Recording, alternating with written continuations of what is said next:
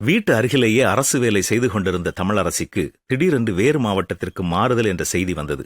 புதிய இடம், புதிய அலுவலகம், புதிய உடன் ஊழியர்கள் என்று எல்லாம் புதிதாகவே இருந்தது. ஒவ்வொன்றோடும் தன்னை ஒன்றுபடுத்திக் கொள்ள சில காலங்கள் ஆயின. ஆனால் அதன்பின் அனைத்தும் அவளுக்கு பழக்க வழக்கமாக மாறிவிட்டது. அருவியில் குளிக்க வேண்டுமென்றால் சிலருக்கு ஆசைதான், ஆனால் குளிராக இருக்கும். அருவிக்குள் செல்வதற்கு சில ஆயத்த நிமிடங்கள் தேவையானதாக இருக்கிறது. புதிய வேலை, புதிய நண்பர்கள், புதிய ஒழுக்க நெறிகள் எல்லாம் நமக்கு பரிச்சயமானதாக மாற சில காலங்கள் எடுத்துக்கொள்வதில் தவறில்லை.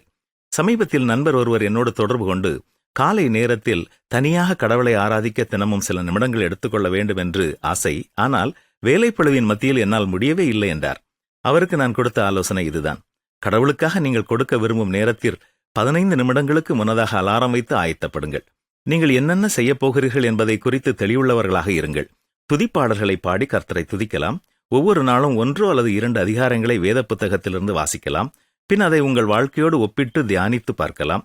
கடவுளை குறித்து என்ன சொல்லப்பட்டிருக்கிறது, மனிதனை குறித்து என்ன சொல்லப்பட்டிருக்கிறது, நான் விட்டுவிட வேண்டிய பாவத்தை குறித்து அந்த வேத பகுதி என்ன கூறுகிறது, நான் இன்னும் ஊக்கமாக எதை விசுவாசிக்க வேண்டும் என்று சொல்லப்பட்டிருக்கிறது என்பதை எல்லாம் கவனித்து தியானம் செய்து சில நிமிடங்கள் கடவுளுக்கு நன்றி செலுத்தி மற்றவர்கள் தேவைகளையும் உங்கள் தேவைகளையும் அவரிடம் சொல்லி அவர் ஏற்ற நேரத்தில் அவைகளுக்கு பதில் தரப்போவதற்காக நன்றி செலுத்தி முடிக்கலாம் என்று கூறினேன்.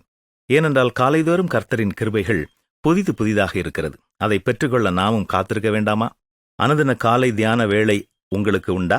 இல்லை என்றால் இப்பொழுது ஒரு அலாரம் வைத்து துவக்குங்கள். துவக்கம் என்பது கடினமாக இருந்தாலும் நல்ல பழக்கம் என்பது நம்முடைய வாழ்க்கைக்கு மிக உதவியாக இருக்கும். என்ன, செயல்படுத்துவோமா?